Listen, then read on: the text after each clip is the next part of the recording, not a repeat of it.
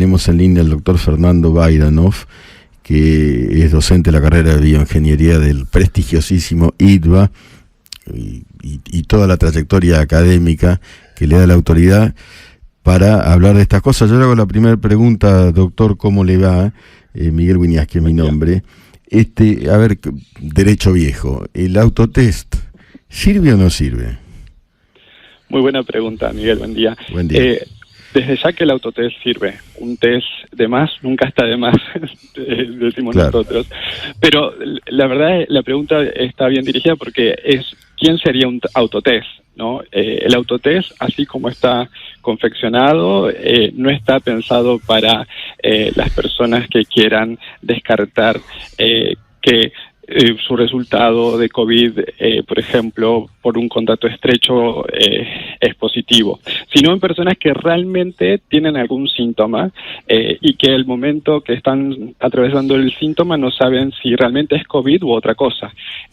Por ejemplo, la variante Omicron está muy bien reportado que tiene una afección más focalizada en las vías superiores, en lo que es nasal y garganta particularmente, y si uno empieza con esos síntomas, por ejemplo, empieza con un poco de dolor de garganta o empieza con alguna línea de temperatura, el test, en este sentido hogareño, el autotest, definitivamente te va a determinar si tenés COVID cuando el resultado es positivo. Así que definitivamente el test ayuda desde ya, porque esa persona que siente esos síntomas no tendría que estar movilizándose hacia algún centro de testeo para poder confirmarlo. ¿Cómo se hace el autotest? Uno que lo compra y que es difícil. ¿Cómo es bueno, el procedimiento?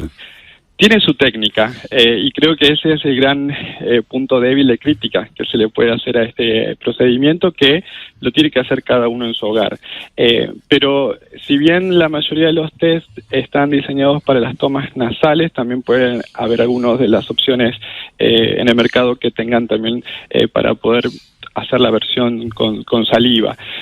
Pero los que fueron aprobados aquí en Argentina, ya por ejemplo, sin dar nombres de marcas, pero sí, proveen ellos mismos el hisopo para la toma de muestra. Es importante decir de que la muestra que se tiene que tomar es nasal, que son solamente unos 2 centímetros introduciendo el hisopo en la nariz, y no es el típico toma de muestra que nos haríamos en un centro de testeo, que es un nasofaringio, es decir, que es más profundo y es en otra región más interior, digamos, de la cavidad de la vía superior. Por lo tanto, la toma de muestra, si alguien ya pasó lamentablemente por la toma de hisopado, sí, en ese sentido es menos profunda de la que nos tomaría un profesional, porque efectivamente para la toma nasofaringia, la que se hace en los centros de testeo, se requiere un profesional para esa toma de muestra. Estos que son comerciales se hacen a nivel nasal, que es introduciendo ligeramente 2 centímetros el hisopo. Luego de esa toma de muestra se lo introduce en un tubo que ya tiene el líquido para extraer, digamos, las partículas virales, y sobre ese líquido uno debería como digamos, sacudir el hisopo contra las paredes del tubo varias 4 o 5 veces.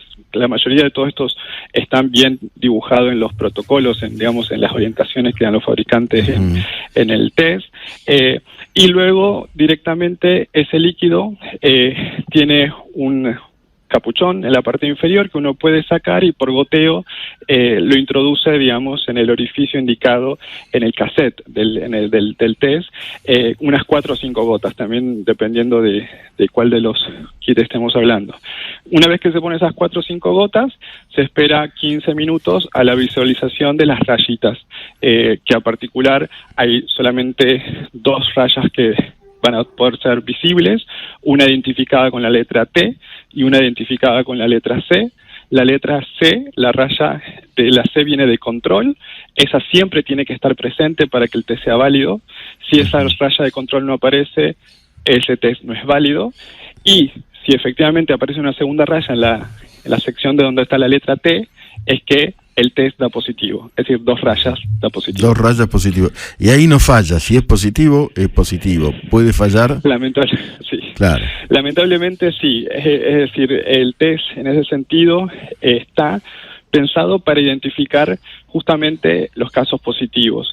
Ahora, si uno tiene un test válido, pero el resultado es negativo, es decir, que solo nos dio la raya de la línea C, la del control, ese test te indica de que vos sos un negativo sin clasificar, se dice, que está así como, digamos, identificado ese resultado, porque el resultado negativo que uno tiene confirmado para poder, por ejemplo, viajar o justificar frente a un contrato estrecho que no tiene el virus y demás, tiene que ser a través de una PCR, básicamente.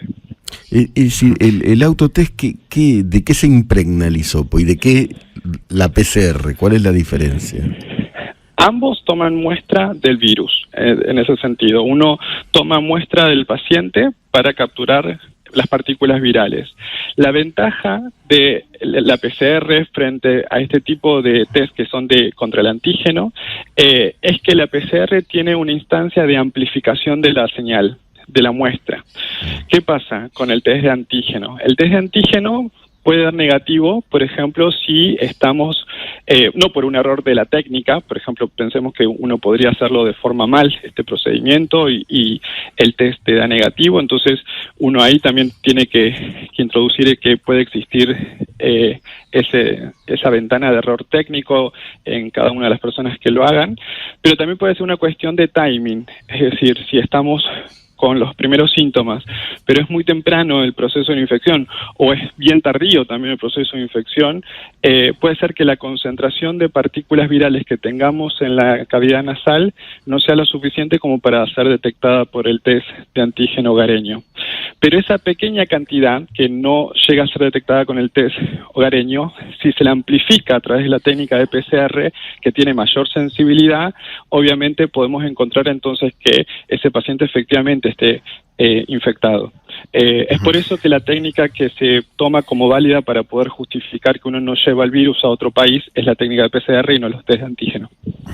Doctor, vivimos en un país bastante complicado, enloquecido por este tema y con una población que también ha subestimado en algún punto esta situación. ¿Se puede, en este caso, es una pregunta informal, ¿se puede hacerle trampa al autotest si uno quiere? Esta cuestión de decir, bueno, me autotesté, me dio negativo, pero hacerle trampa para, entre comillas, distanciarnos de esa verdad que no queremos conocer, o de esa noticia no deseada sería, ¿no? Sí, bueno, no hay peor ciego que el que no quiere ver, ¿no? Digamos, obviamente que estos test tienen el fin de poder dar un poco de certeza frente a tanta incertidumbre y también tienen como fin poder ayudar a controlar epidemiológicamente la situación a través del testeo hogareño, porque también la segunda parte que viene adosado a esto, que cuando uno compra un test, tiene la responsabilidad también de informarlo, ya sea que dé positivo o negativo. ¿Cómo se hace ahora, eso, doctor? ¿Cómo se informa? Sí, bueno, la venta de estos test van a ser a través, obviamente, de farmacias habilitadas para ellos. El farmacéutico que vende el test tiene el código de barra de la persona que se lo vendió y está adosado, digamos, los datos cruzados de a quién se vendió con ese código de barra. Y uno, una vez que termina, digamos, de realizar el test, debería informárselo a la farmacia. Y allí, a través de la farmacia, lo informa el Sistema Nacional de Vigilancia de la Salud, y si tu caso fue positivo, tu caso será sumado, digamos, al, bueno, lamentable conteo que existe todos los días de los casos. Si bien, digamos, ese es lo que fue informado por ahora, sería muy semejante a poder tener un control epidemiológico, pero también donde se empodere a la población en poder, obviamente, informar estos casos y no tener que, por ejemplo, exponerse o ir a algún centro y seguir contagiando, ¿no? Más que nada, recordemos que la Omicron tiene esta característica que es más vía superior, entonces es más frecuente los estornudos. Y si no hay una responsabilidad también en el cuidado de los barbijos y demás, estamos frente a esta situación donde los casos no paran de crecer. ¿Tiene idea de precio? ¿Hay precio ya aproximadamente? Si bien hay un rango que he estado leyendo, la verdad que todavía no está el precio indicado, porque si bien lo que ocurrió esta semana fue la aprobación de ANMAT, del ente regulatorio, todo el proceso todavía de importación y demás de estos productos no se generó, y también tiene que ver con la logística de ello, y bueno, pero sí que al menos lo que yo estuve leyendo, que no está validado, van a estar por debajo de los 3.000 pesos y también algunos entre 1.500 y 3.000 pesos. La verdad que desconozco efectivamente si estos serán los valores. Pero es un rango indicador. Doctor Baidanov, muchas gracias y ahí estamos para seguir hablando con usted en cualquier momento. Le envío un abrazo. Miguel. Abrazo.